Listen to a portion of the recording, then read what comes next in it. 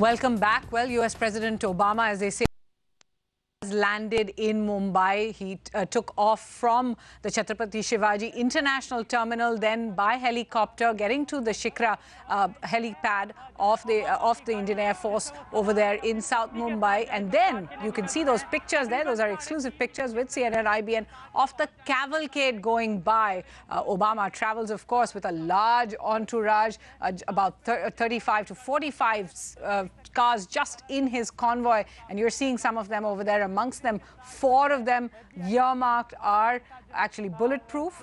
But remember, this is just a small part of the entourage that travels with President Obama. About 40 planes have already arrived carrying equipment, carrying people. About 3,000 men and women in all will follow him, not just in India, but for this 4-nation tour.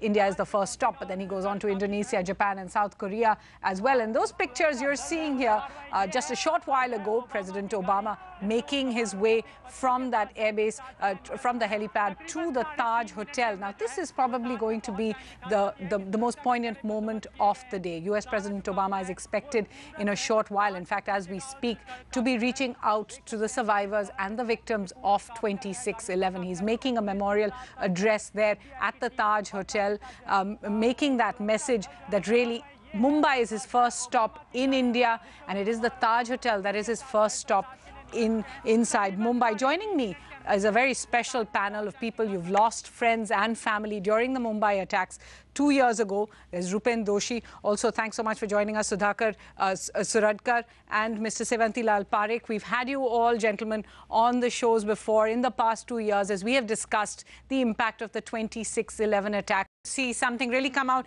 In fact, we are getting those visuals in of Ratan Tata standing at the Taj, waiting for US President Obama to make his visit to a hotel, in a sense, that has become an icon of the 26/11 attacks. Around the world, people followed those visuals of the horror that unfolded right at the Taj. The Taj burning is something I don't think any of us really will recover from having seen at that time. But in a sense, your loss, so much more than anything we can describe.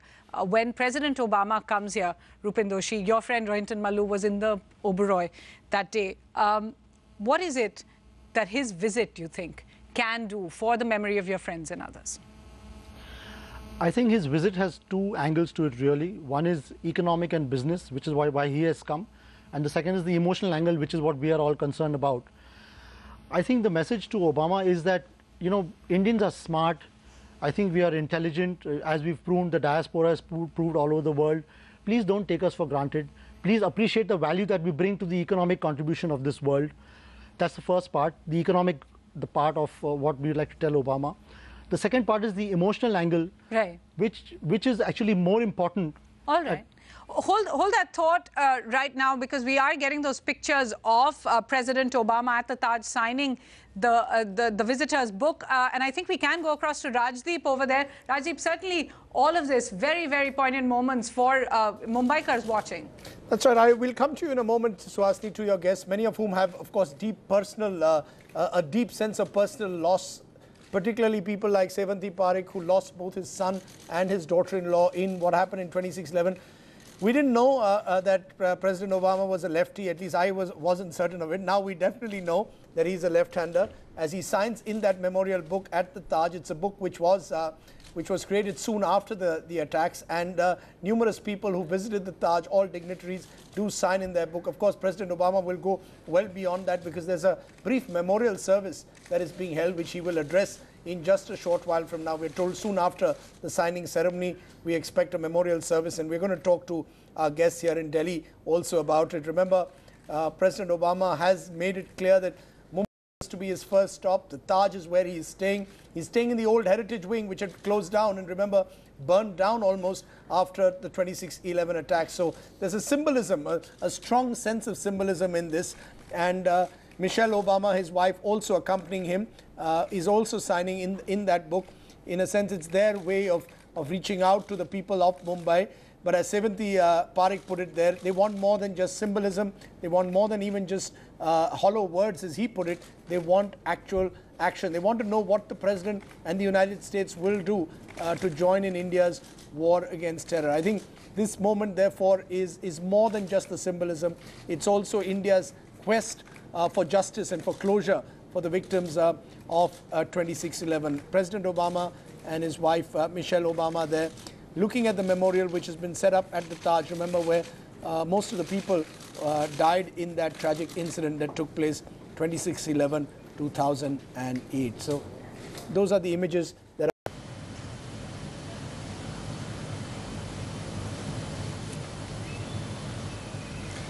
on behalf of Michelle and myself, I want to say what an extraordinary honor it is to be here in India. I want to thank the people of Mumbai and all of you here today for your extraordinarily warm welcome. And I want to say to the people of India how much to spending the next 3 days in this remarkable country and to deepening the partnership between our two countries. I know there's been a great deal of commentary on our decision to begin our visit here in this dynamic city at this historic hotel. And to those who have asked whether this is intended to send a message, my answer is simply absolutely. Mumbai is a symbol of the incredible energy and optimism that defines India in the 21st century. And ever since those horrific days 2 years ago, the Taj has been the symbol of the strength and the resilience of the Indian people. So yes, we visit here to send a very clear message that in our determination to give our people a future of security and prosperity, the United States and India stand united. A few moments ago, Michelle and I had the opportunity to visit the memorial here and to honor the memory of those who were lost. And we also had the privilege of meeting with some of their families, as well as some of the courageous survivors. I thank them all for joining us here today, along with so many others who endured the anguish of those 4 days in November. We'll never forget the awful images of 26/11, including the flames from this hotel that lit up the night sky. We'll never forget how the world, including the American people, watched and grieved with all of India. But the resolve and the resilience of the Indian people during those attacks stood in stark contrast to the savagery of the terrorists. The murderers came to kill innocent civilians that day. But those of you here risked everything to save human life. You are strangers who helped strangers, hostages who worked together to break free and escape, hotel staff who stayed behind to escort guests to safety, including the hotel manager, even after he lost his own family, a nanny who braved the bullets to protect a young boy, and Indians in uniform who stopped the carnage and whose colleagues made the ultimate sacrifice. The perpetrators wanted to pit believers of different faiths against one another, but they failed. Because here in Mumbai, the diversity that is India's strength was on full display. Hindus, Sikhs, Christians, Jews, and Muslims protecting each other, saving each other, living the common truth of all the world's great religions, that we are all children of God. Those who attacked Mumbai wanted to demoralize this city and this country, but they failed. Because the very next day, Mumbaikars came back to work. Hotel staff reported for their shifts. Workers returned to their businesses. And within weeks, this hotel was once again welcoming guests from around the world. By striking the places where our countries and people come together, those who perpetrated these horrific attacks hoped to drive us apart. For just as Indian citizens lost their lives on 9/11, American citizens lost their lives here on 26/11, along with the citizens of many nations. And just as our people prayed together at candlelight vigils, our governments have worked closer than ever, sharing intelligence, preventing more attacks, and demanding that the perpetrators be brought to justice. Indeed, today, the United States and India are working together more closely than ever to keep our people safe. And I look forward to deepening our counterterrorism cooperation even further when I meet with Prime Minister Singh in New Delhi.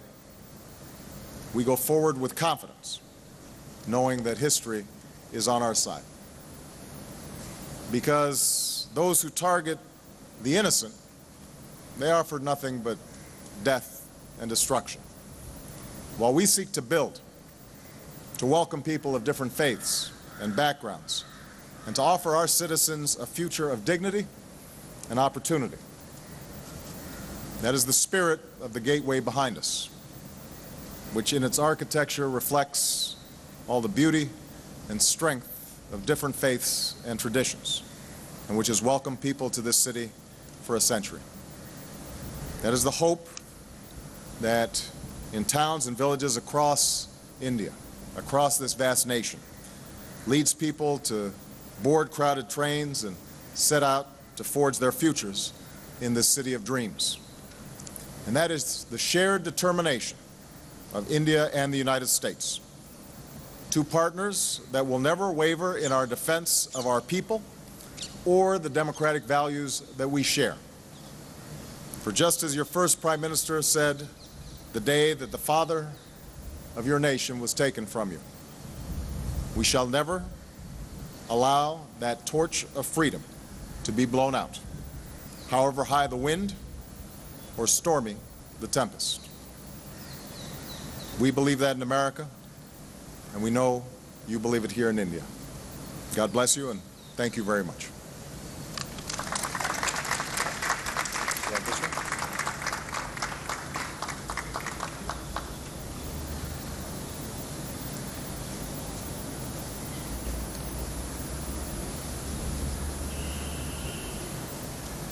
That speech of President Obama being made overlooking Mumbai's most famous landmark, the Gateway. We're told the audience includes a number of people who are family members of the survivors, police officers who fought bravely against the terrorists. President Obama meeting each and every one of them, we're told, in a sense, sending out a message at a personal level, admiring their courage, their resilience.